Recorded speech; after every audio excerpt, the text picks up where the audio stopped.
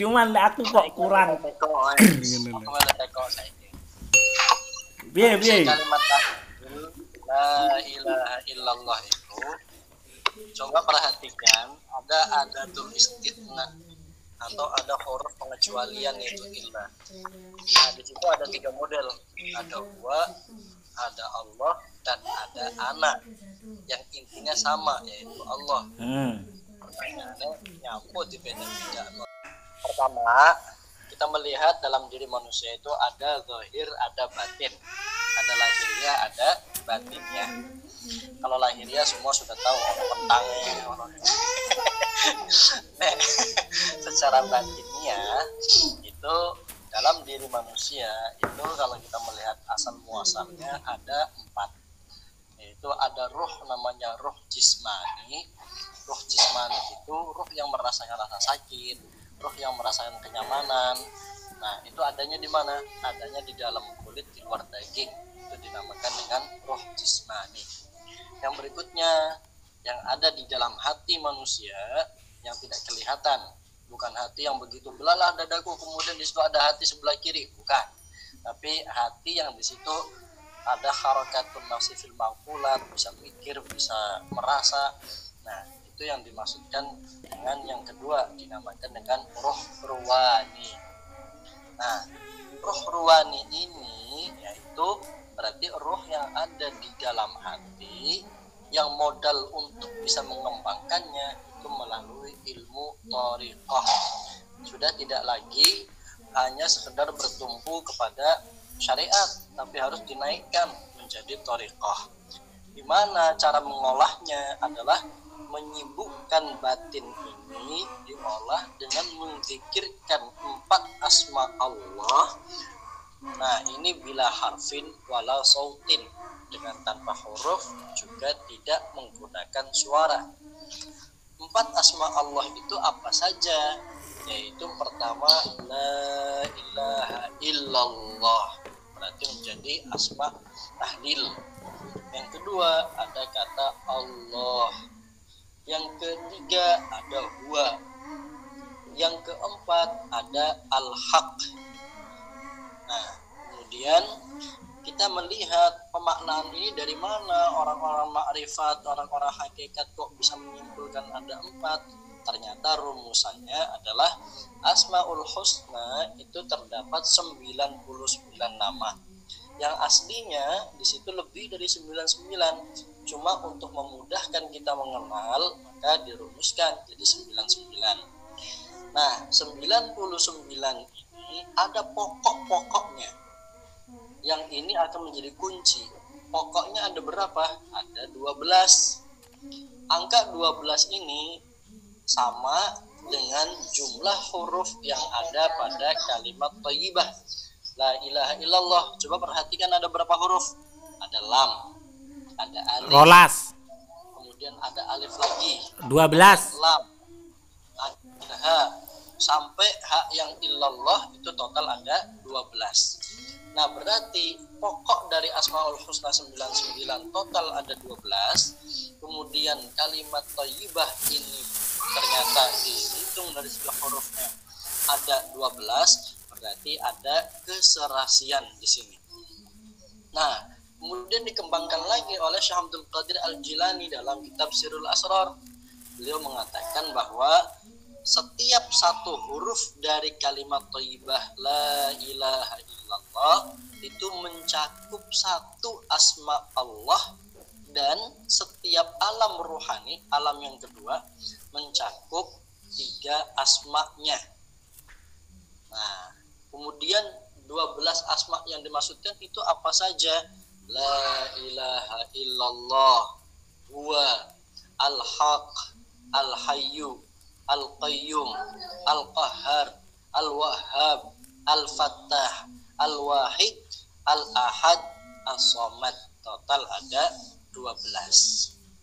Nah, kemudian dari kalimat thayyibah ini itu kok di situ ada ungkapan huwa, ada ana, kemudian yang berikutnya juga ada apa lagi satunya? Allah gitu kan. Nah, itu menunjukkan ada maratib, ada tingkatan-tingkatan. tingkatan kita mengenal Allah berarti la ilaha illallah, menjadikan isim zahir setelah ilah. Nah, berarti Allah kan isim zahir, yang dituju jelas yaitu Allah. Ketika orang itu makin mengenal kepada Allah, maka dari isim zahir diubah menjadi isim dhamir, yaitu huwa. Nih, huwa kan berarti orang ketiga. Orang pertama mutakalim, orang kedua berarti mukhatab, orang ketiga berarti isim dhamir yang ghaib.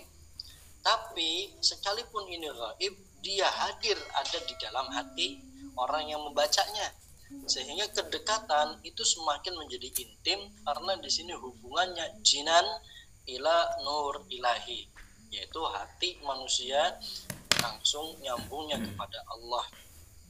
Kemudian lebih dekat lagi dari ungkapan tadi urutannya isim zahir menuju isim dhamir, baru yang isim dhamir yang ketiga tadi diarahkan lagi ke yang pertama, yaitu la ilaha illa ana. Nah, di sini berarti apa? Sudah nafiyul itsbat, yaitu menafikan segala hal yang ada adalah hanya Allah saja.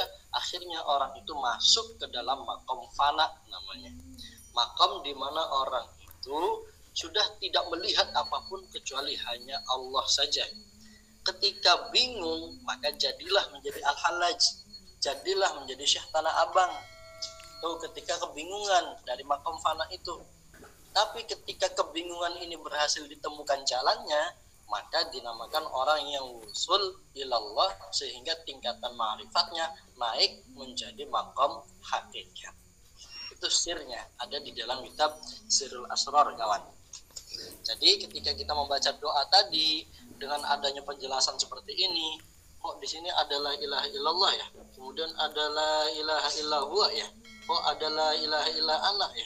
Oh, ternyata di situ lagi menjelaskan tentang kedekatan kita dengan Allah dari jauh agak dekat menjadi intim. Itu urutannya, kawan. Gitu. Cukup. Silakan baca di kitab Sirrul Asrar ya. Yo, wis mari tak waca iku. Cukup. Matur nuwun Mas Sofi, sudah diingatkan kembali. Artinya kanggo Mas Uki, pendapatnya Mas Sofi itu semakin memperkuat pendapat saya yang tidak disetujui sama Ustadz Akhyar. Jadi akhirnya nggak pengaruh itu, karena sebenarnya kalimat itu akan akan menunjukkan. Makanya aku setuju dengan apa yang disampaikan oleh Mas Akhyar. Jadi saya sangat setuju dengan hal itu untuk kehati-hatian. Iya betul. Karena tapi aku yo tahu moco, pernah baca yang disampaikan Mas Sofi itu, pernah baca, cuman lupa. Makanya saya katakan itu aku gak ngerti, mending dijelasno ae. Artinya dengan mengatakan kalimat la ilaha illa ana wa ana akbaru, itu menunjukkan kedekatan seorang hamba yang diajarkan langsung oleh Rasulullah. Cuman lek gak ngerti maknane, langsung iki ae gawe donga kekno koyo ngono. Kekno ae koyo ngono. Dadi al-halal to. Lah iya. Makanya aku ngomong, lek pengen aman. Halo. Yo. Boleh. Ya, awakmu yo bener, Pak dosennya bener. Pak dosen itu sampai Pak Kiai iki ngajarno santri-santri nek dadi al-khalaj, dadi jenar, ngono maksudnya. Iya paham aku pi. Kiai iki yo piye-piye yo wis tarik wae suwen. Ngono.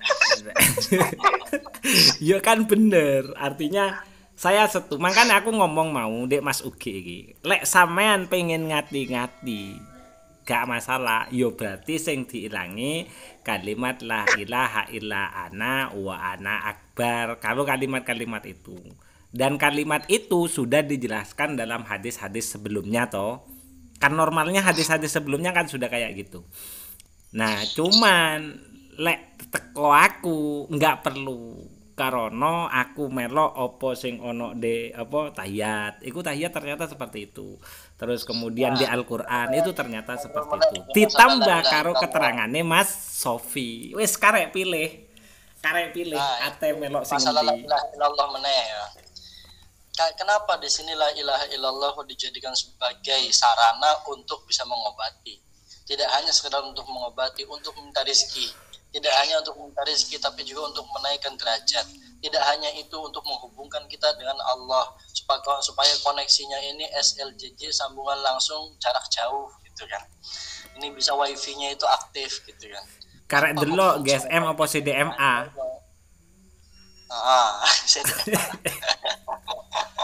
Nah ini ternyata coba perhatikan seluruh thariqah yang mu'tabar di Indonesia dan di luar negeri.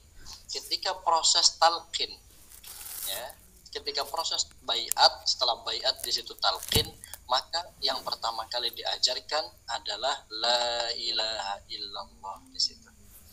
Nah ternyata itu sebagai miftahul jannah, ya kan? Kunci surganya ada di situ. Nah, berarti sampai natun aja ya Mas yo. Berarti iku kemungkinan lanjutan engko Vi. La ilaha illallah iku miftahul jannah. Berarti la ilaha illa huwa iku wis mulai mlebu dek isine jannah berarti. Iya, Mbak Jannah sing kan ono Mbak Jannah Naim, ono Mbak Jannah Ma'wa. Lah iya. La ilaha illa ana, iku tambah jeru maneh berarti iku. Oke, masuk. Setuju Pak Bos. Kan enak koyok ngene. Mosok sik durung ate alim awakmu ki? Siap, iki ngawasi. Sik durung gak gelem alim awakmu. Ngene iki yo kudu jaduk iki. Lho iya. Iki wis sing teko iki wis loroan iki wis. Padha-padha ngetokno ilmune. Mosok sik durung alim, rugi rek mudhun ndek Jawa rek. Sik ndek online sik dideloki. Waduh, susah. Oke, tak akhiri dhisik yo. Tak akhiri dhisik berarti kita sampai pada matur nuwun Mas Sofi karo Mas Akhir. Tak akhiri dhisik. Kita sudah pertemuan 1 jam setengah yo. Kita tutup dulu lati ngobrol marine dilanjut. Yo. Berarti nyampe pada warawaina fi sahih Muslimin wa kata Ba'atur Mudzi wan Nasa'i wa Ibnu Majah wallahu a'lam bisawab li sayyidina Muhammadin Rasulillah sallallahu alaihi wasallam wali jamil anbiya wal mursalin wa sahabati wa qarabati wa tabi'in wa tabi'at tabi'in wa man tabi'ahum bi ihsanin ila yaumiddin wa nakhusu khususan li muallif hadzal kitab asy-Syaikh al-Imam An-Nawawi ad-Dimashqi wa nafa'na bihi wa bi ulumi fid dharain amin wa li masyayikhina wa li ustadzina wa nafa'ana bihim wa bi ulumihim fid dharain amin wa li qada'i hajatina min hawaiji dunya wal akhirah. Hasallallahu maqasidana wa yassarallahu umurana umura dunya wal akhirah. Al-Fatihah. A'udzu billahi minasyaitonir rajim. Bismillahirrahmanirrahim. Alhamdulillahirabbil alamin arrahmanir rahim maliki yaumiddin. Iyyaka na'budu wa iyyaka nasta'in. Ihdinas siratal mustaqim siratal ladzina an'amta 'alaihim ghairil maghdubi 'alaihim waladdallin. Amin. Bismillahirrahmanirrahim. Wal 'asri innal insana lafi khusrin illal ladzina amanu wa 'amilus solihati wa tawassaw bil haqqi wa tawassaw bis sabr. Bismillahirrahmanirrahim. Allahumma inni istauda'tuka ma 'allamtanihi farduthu ilayya inda hajati ilaihi. Subhanakallahumma wa bihamdika asyhadu an la ilaha illa anta astaghfiruka wa atubu ilaik. Alhamdulillahirabbil alamin.